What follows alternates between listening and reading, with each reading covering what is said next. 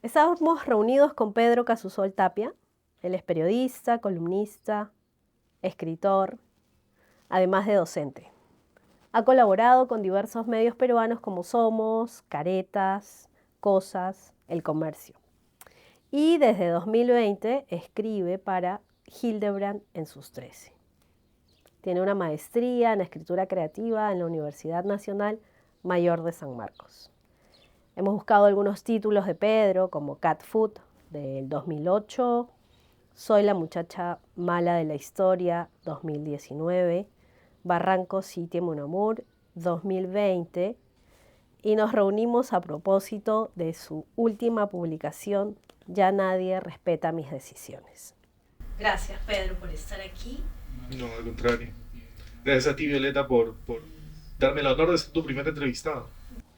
He preparado unas preguntas, Pedro. ¿Estamos con el periodista o con el escritor? Ambos se dedican a la escritura. Es cierto que estudié periodismo, pero siempre me he querido abocar más a la escritura de la ficción. Desde hace ya algunos años decidí dejar un poco la práctica del oficio o de la profesión de periodismo para poder dedicarme a escribir cosas que de alguna manera me llenan más, espiritualmente probablemente, ¿no? Hacer periodismo implica salir a la calle, implica mojarse un poco. Y el periodismo es una profesión, un oficio magnífico, muy satisfactorio, pero también es ingrato de muchas maneras. Háblanos de tu primer recuerdo con la escritura. Mi primer recuerdo con la escritura tiene que ver con la infancia, probablemente. En la casa donde yo crecí, había muchas máquinas de escribir. Eh, y la escritura para mí nace de algo que tengo dentro, que tenía dentro incluso de niño, que pugnaba por salir, una forma de expresarme, que yo inmediatamente por algún motivo, por reflejo, no lo sé, entendí que tenía que ver con escribir. Entonces un día me pasé una madrugada en vela, escribiendo en una máquina de escribir, y tendría, calculo, 7 años. Sí, bueno, pero tenía la máquina de escribir. Funcionaba, tenía hojas. Me pasé la noche en vela sin ningún motivo aparente y empecé a escribir. Y de ahí entendí que eso podría estar relacionado con la poesía o con la posibilidad de inventar algo. Y debo ser un afortunado porque desde muy joven supe que eso era, o ya eso iba. Y con los números nada, ¿no? Aunque debo admitir que en algún momento, después de mucho luchar en el colegio con el álgebra, terminé entendiéndolo como un tipo de lenguaje también, y eso me apasionó en su momento. Estoy hablando de, no sé, tendría 12 años, pero bueno, nunca volví a los números, ¿no? Siempre me afanó leer, me afanó el mundo de las letras. Es un buen recuerdo con la escritura. Es un buen recuerdo, sí, sí, es un recuerdo muy feliz. Sí. Para quienes aún no te leen, ¿qué géneros escribes? Es una buena pregunta porque mi primer libro de relatos probablemente eran relatos juveniles, eh, de personajes que, digamos, transitaban en cierta clase media, ¿no? Y que, eh, voy a decirlo con todas sus letras, ¿no? Eran personajes que hueveaban. Entonces, un poco Cat Food, que es el primer libro que saqué hace muchos años, va un poco de eso. Eh, Obviamente por ahí hay tramas y argumentos, pero son relatos un poco como dispersos o sin temática clara, ¿no? Luego 11-15 es una especie de policial, sin llegar a ser un policial. Eh, bueno, Barranco City Mon Amour un poco recoge un poco de lo primero, de mi primer interés, que es como el mundo de los jóvenes o de ciertos jóvenes en determinado momento y lugar, ¿no? Y los extrapola como que es una novela más ambiciosa. Pero a mí siempre me cuesta un poco poder decir claramente, bueno, mi novela es de este tipo, eh, porque no es un drama, tampoco es juvenil en el sentido de que no está necesariamente dirigido a los jóvenes. Eh, Me cuesta un poco definirlo en realidad. Probablemente alguien que no sea yo y que lo lea podría definirlo mejor. Y bueno, por otro lado está toda la vertiente que tiene que ver con la no ficción, que es algo que yo también he intentado hacer casualmente, eh, justificando probablemente el hecho de que estudié 5 años periodismo. Entonces, por ejemplo, la investigación que hice sobre María Emilia Cornejo es no ficción, es una mezcla de análisis literario y perfil periodístico. Y lo que estoy haciendo en este momento, que tiene que ver también con la no ficción, parte de una investigación muy larga que hice sobre un poeta que de joven era mi poeta favorito, probablemente sigue siendo mi poeta favorito, que es Allen Ginsberg. Y que estoy trabajando ahorita una investigación, lo estoy transformando en un libro junto con un colega, amigo chileno que se llama Rodrigo Lavarría. Lo estamos convirtiendo en un libro de no ficción también, pero en este caso va a ser también una suerte de collage, porque tenemos mucho material de la época que queremos incluir en el libro de manera directa, digamos. Entonces, va a ser una cosa muy interesante. Entonces, digamos, por un lado está la ficción, que me interesa bastante y que inevitablemente recojo de, no puedo decir experiencias que he vivido, sino que parte de mi experiencia vital la termino inevitablemente transformando en literatura, que es creo que lo que hace cualquier escritor o cualquier escritor de cierto tipo, ¿no? Cuéntanos de qué va tu columna Hildebrand en sus 13. Hubo una época pues, en la que yo quería realmente trabajar escribiendo en medios de comunicación.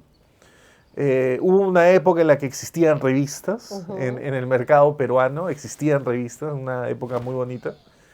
Pero bueno, esa época pasó y más bien yo en un momento cuando decido que quiero escribir no ficción, pero quiero escribir de los temas que a mí me interesen, termino alejándome, porque si tú empiezas a trabajar con revistas, en esa época, ahora ya no existen, casi, te dan temas y tú tienes que escribir sobre esos temas. Me pasan el dato, un amigo me pasa el dato y me dice, oye, César Hildebrand ha sacado un semanario, lo acaba de sacar, estoy hablando del año 2010, 2011, por ahí. 2011 creo, entonces él había sacado el semanario un año antes. Entonces yo me mando y empiezo a mandar textos, tenía un texto escrito, uno sobre Raquel Jodorowsky, me acuerdo, que acaba de fallecer, y César tiene la amabilidad de publicármelo, me hizo unas correcciones, y me invitó a seguir colaborando. Entonces yo dije, bueno, qué genial, porque había sido una muy buena experiencia. Y empiezo a mandarle eventualmente, desde el año 2011. Y eventualmente también dejo de mandarle porque me puse a hacer otras cosas. Ya, digamos, dejé la ambición de escribir crónicas, que era lo que yo quería hacer, crónicas, reportajes, perfiles, ¿no? Entonces fui mandando de manera muy intermitente y él siempre me comentaba que escribiera más seguido. Y me acuerdo que cuando salió el libro de María Emilia, El Soy la muchacha mala de la historia, que es el libro de los poemas que sacamos en 2019, que incluye una investigación larga, yo digo, bueno, debería volver a escribir como escribía antes en Hildebrand en sus 13, y vamos a ver qué pasa. Entonces le mandé un texto, me acuerdo del año 2019, y en enero del 2020, ese año, yo le escribo con una crónica que había escrito en Chile, que había estado en Chile yo presentando el trabajo de María Emilia, y era justo la época de las protestas. Entonces yo hago por ahí un pequeño trabajo de reporteo y y hago un texto y se lo mando y él me lo vuelve a corregir y me dice, bienvenido, te espero semanalmente para publicar tu columna. Ahora creo que ya le agarré el ritmo y nada, tengo un ritual para escribir mis columnas. Ajá, de eso Implica dedicarle un día entero. un día entero. Un día entero, el domingo. Es un gran día para escribir. Buenísimo. Sí. Que no sales, que estás en casa. Implica sacrificar un montón de cosas, Ajá, pero es lo que a mí me funciona. claro. El domingo me levanto, debo haber elegido un tema durante la semana, debo haber recogido por ahí de el mundo, la coyuntura. En realidad, gracias a Dios, la política es escribe lo que quieras. Ujú, cierto. Entonces de repente un día puedo escribir de un libro que estoy leyendo, o puedo escribir de una idea, o puedo escribir de mi gato, y la condición es que lo haga bien. Y creo que ya, digamos, después de 5 años de escribir semanalmente, una columna por semana, ya he agarrado un estilo, he conseguido una forma de transmitir las ideas, o sobre todo una estrategia para escribir la columna, y hasta ahora me está funcionando. Entonces, digamos, logré dominar el reto de escribir una columna por semana. La paso bien escribiendo, y sé que soy muy afortunado de poder escribir, poder tener un espacio donde escribir semanalmente y que además me paguen. Además. Además, que en estos tiempos es como rarísimo. Sí, sí.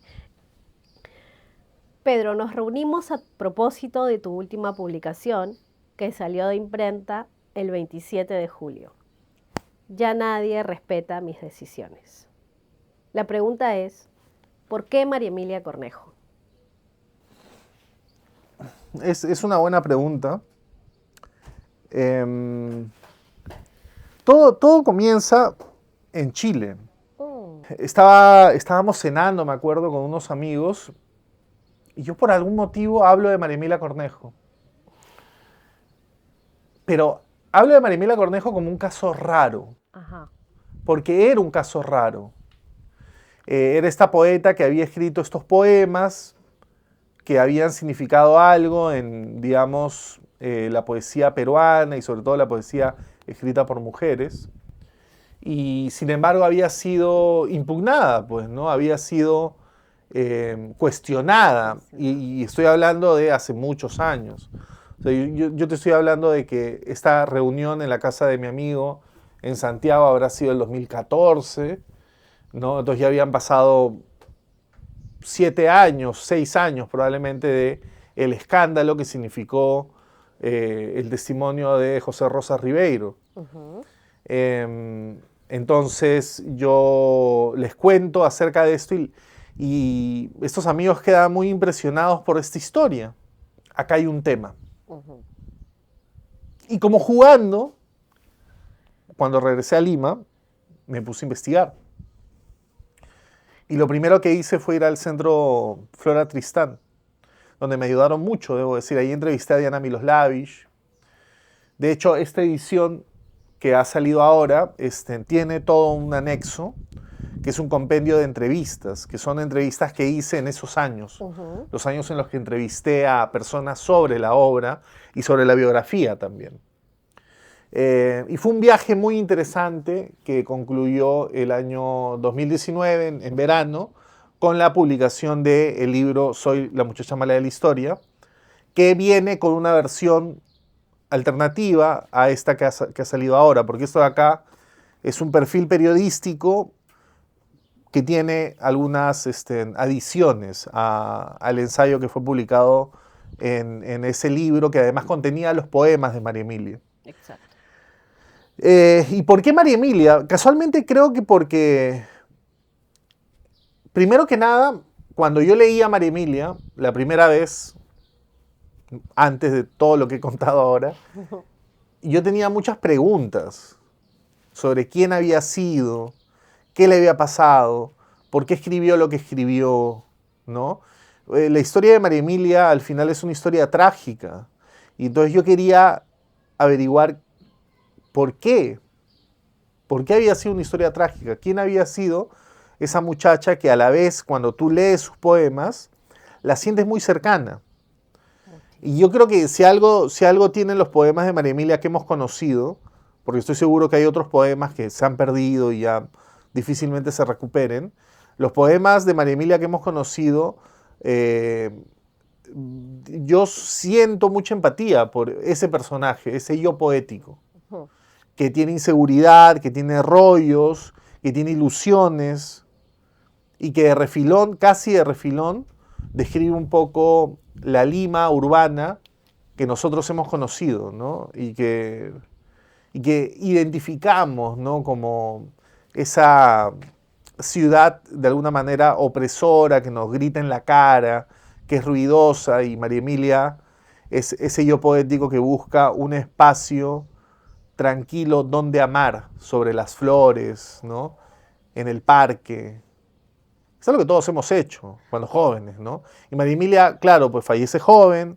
María Emilia deja una obra que en realidad es un work in progress, y por eso yo siento que la edición que sacamos en 2019 es una edición importante, porque viene con un aparato explicativo de por qué estos poemas son así, por qué no son asá, ¿no? Entonces, era una obra en proceso, y sobre todo que fue cuestionada, y el hecho de que sea cuestionada a mí también siempre me llamó mucho la atención, porque hasta la época en la que yo investigaba el tema, seguía en el ambiente la duda de, ¿era verdad lo que decían? ¿Es verdad que es una poeta inventada? Porque se llegó a decir que María Emilia era una poeta inventada, y por eso yo traigo a colación el caso de Márgara Sáenz, ¿no? La poeta ecuatoriana que sí fue inventada, y en el momento de la controversia de María Emilia se le confundía a ambas, ¿no? Y todo eso yo trato de explicarlo muy bien en el ensayo, que ahora está en formato libro, y bueno, que ojalá la gente se acerque a descubrir un poco la historia detrás de los poemas. Porque esta es la edición que salió en el 89, ¿no? Una edición muy bonita que ya acá Violeta la ha conseguido. Por un dato tuyo. Por un dato. Mi dealer. Sí. Esta edición es muy bonita. Sí. Sí. La primera edición. Exacto. Bueno, gracias por todo esto que No, nos al has contrario. hablado de María Emilia, Pedro. Vamos a tener presentación. Hay presentación. Habemos presentación de este librito el 16, viernes 16, que además es cumpleaños. Es el 15. El 15 es el cumpleaños, 15, pero a modo de celebración, el 16 vamos a presentar este libro, porque el 15 de agosto, ese cumpleaños de María Emilia, hubiera cumplido, ¿cuánto? 75 años hubiera cumplido. Es un buen número para celebrarla. Sí. Entonces, y en el Yacana, en el bar Yacana del centro de Lima, en el Jirón de la Unión, y vamos a tener una conversación con Juana Gallegos, una periodista que, digamos, me va a hacer preguntas, y vamos a indagar un poco acerca de el trabajo que, digamos, que da como resultado el libro. Y por supuesto los poemas de María Emilia Cornejo van a estar presentes también, de alguna manera. Perfecto. Sí. Gracias por este tiempo. No, al contrario. Por María Emilia, por el ensayo y por tu obra. No, al contrario. Gracias a ti, Violeta. Un placer.